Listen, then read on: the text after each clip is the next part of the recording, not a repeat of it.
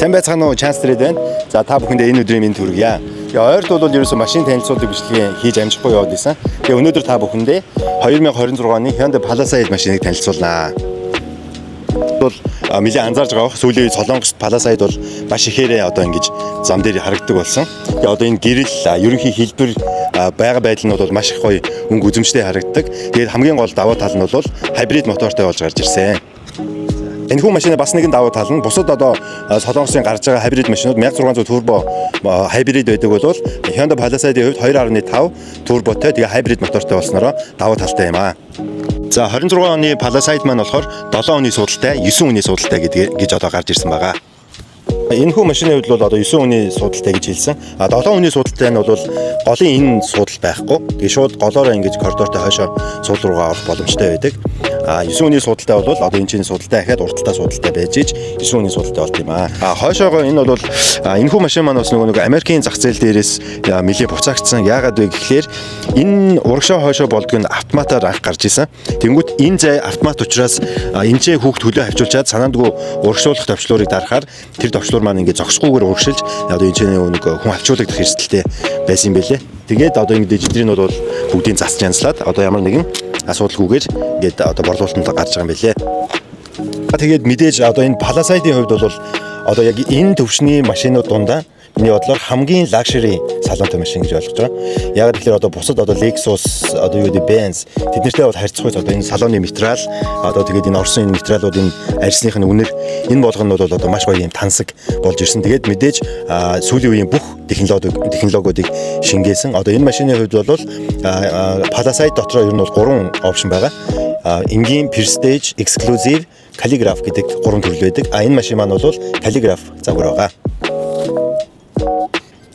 Урагшаага мил цацагчтай. Энэ хойдлын хардаг тойл маань бол одоо ийм камер болсон байна. Одоо салоны энэ нэмэлт гэрэл бол Calligraph загвар дээр орж ирдэг. Салоны өнгөний хувьд бол Palisade машин маань хар, цагаан, шар гэсэн 3 өнгөний одоо ийм салонтой байдаг. За тэгээд сүүлийн үед гарч байгаа угаасаа Hyundai-гийн болон Kia-гийн машинуудын ирчаг энэчнээ болж ирсэн. Машин асах товчлуур нь ирчагын дээрээ старт бод нь байрладаг болсон байна. За хэдүүлээ багажийг харцгаая.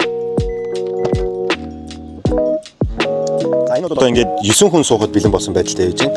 Энд чинь ингээд 3 хүний судал босцсон ч гэсэн хойдолтой одоо нэг чемодан босгоод явж чадвал хангалттай хэмжээний зай гарч байна.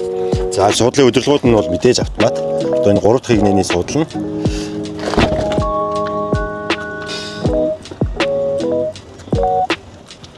хойдлын 3 дахь хигнэний суудал халдаг. Энэ бүх суудлуудаа энэ чинээс автоматар удирдах боломжтой болсон. Тэгээ мэдээж голын хигнэний суудал бол халж хөрдөг.